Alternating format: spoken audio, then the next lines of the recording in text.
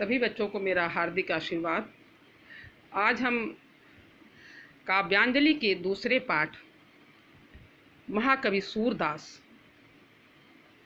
का संक्षिप्त परिचय जानेंगे और फिर उसके बाद उनका जो पदावली है उस पर उसकी व्याख्या पढ़ाएंगे। तो महाकवि सूरदास भक्ति काल के कृष्ण भक्ति शाखा के श्रेष्ठ कवि हैं। इन्हें वात्सल्य सम्राट कहा जाता है। इन्होंने कृष्ण का ऐसा अद्भुत चित्रण, सूक्ष्म चित्रण किया है कि इन्हें जन्मांध कहना उचित नहीं जान पड़ता। जैसा कि इनके बारे में हम लोग जानते हैं कि जन्मांध थे, लेकिन ये इनकी रचनाओं को, इनकी बाल लीला के वर्णन को, इससे संबंधित इनके बाल चित्रण को पढ़ करके कोई भी पाठक ये नहीं कह सकता कि इन्हें जन्मांध थे। इनका जन्म सन 1478 ईस्वी में हुआ था। जन्म स्थान रुनकता, इसका रेणुका और कोई सिही ग्राम में मानते हैं, दिल्ली के निकट सिही ग्राम में जाते हैं। इनके पिता का नाम रामदास सारस्वत था। ये जाति से सारस्वत ब्राह्मण थे। इनके गुरु वल्लभाचार्य थे। इनका संप्रदाय पुष्टि संप्रदाय था। इनका निवास मथुरा श्रीनाथ मंदिर में था। इनकी भाषा थी साहित्यिक कोमलकांत पदावली, ब्रज भाषा है। इन्होंने जिस शैली को अपनाया है, शैली मुक्तक और गीति शैली है। इनकी जो प्रमुख रचनाएं हैं सूरसागर, सूरसारावली और साहित्य लहरी, ये तीन रचना, इसके अलावा भी और रचनाएं, लेकिन मुख्य रचनाएं हैं। इनकी जो मृत्यु हुई है वह सन 1583 ईस्वी में गोवर्धन के निकट पारसौली ग्राम में हुई। ये संक्षिप्त इनका परिचय था और इसका हम पूरा नोट्स बना करके आपको देंगे, आपको प्रेषित करेंगे। इसे आप अपनी कॉपी में लिखिएगा। अब हम चलते हैं इनकी पदावली जो हमको पढ़ना है, उस पदावली की व्याख्या आपको हम बताएंगे और उससे संबंधित 5 प्रश्न आते हैं। 5 प्रश्नों को भी, संबंधित प्रश्नों को हम नोट्स के माध्यम से आपको प्रेषित करेंगे। अब हम चलते हैं व्याख्या पर। पहला है विनय। विनय का है, विनय का मतलब होता है विशेष प्रकार से झुकना। विनय मतलब प्रार्थना होता है, तो अर्थात विशेष, विनय का शाब्दिक अर्थ है विशेष प्रकार से किसी के आगे झुकना, विनय का अर्थ होता है।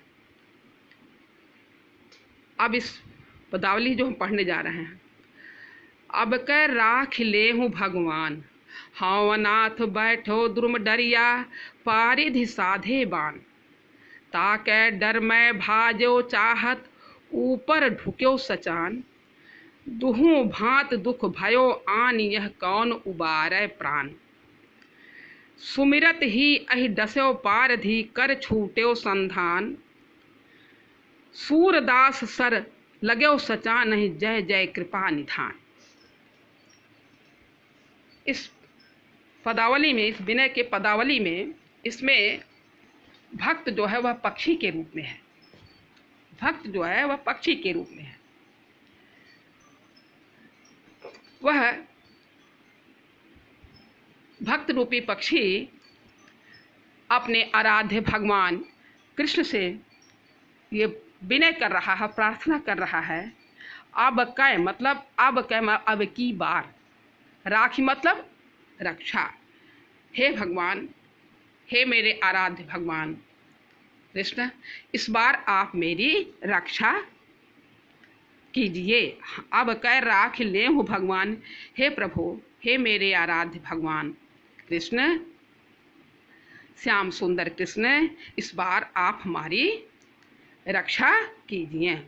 हाँ, हाँ माने मैं, हाँ अनाथ बैठो द्रुम डरिया, द्रुम डरिया वृक्ष की डाल पर, द्रुम मतलब वृक्ष, हाँ अनाथ, हाँ मंद मैं अनाथ हूँ।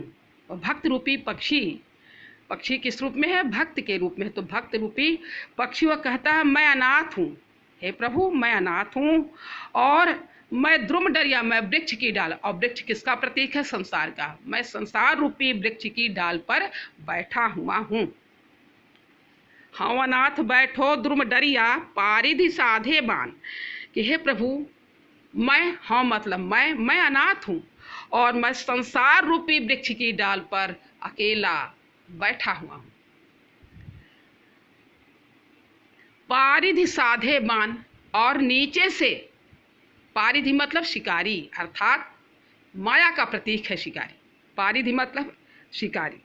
तो पारिधि साधे बान, वह माया रूपी जो शिकारी है वह नीचे से मुझ पर बाण का निशाना लगाए हुए है, अर्थात मुझे मारना चाहता है।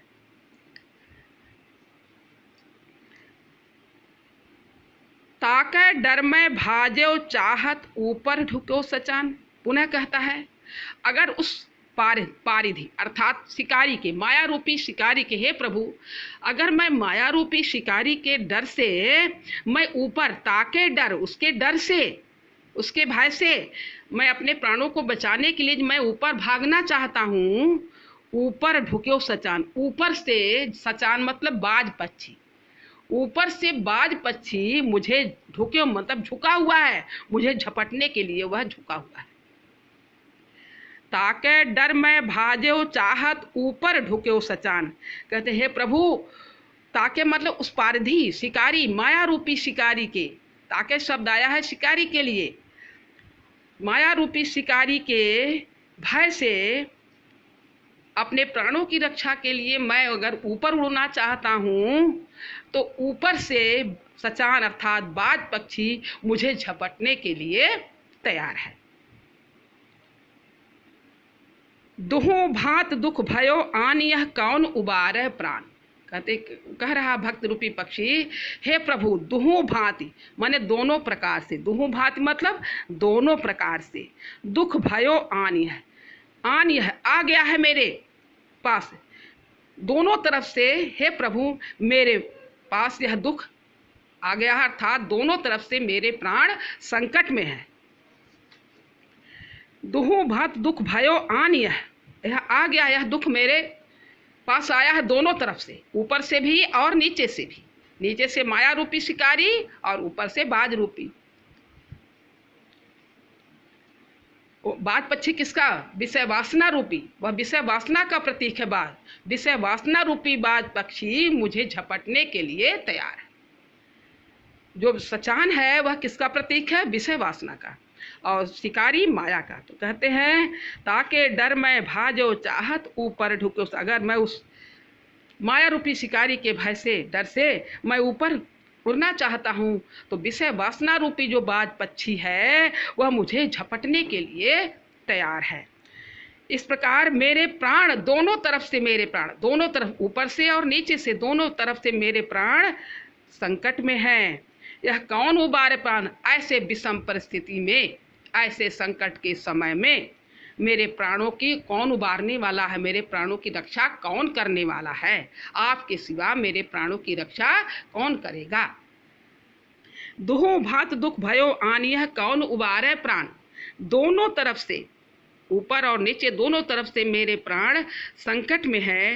हे प्रभु आपके बिना मेरी प्राणों की रक्षा कौन करेगा?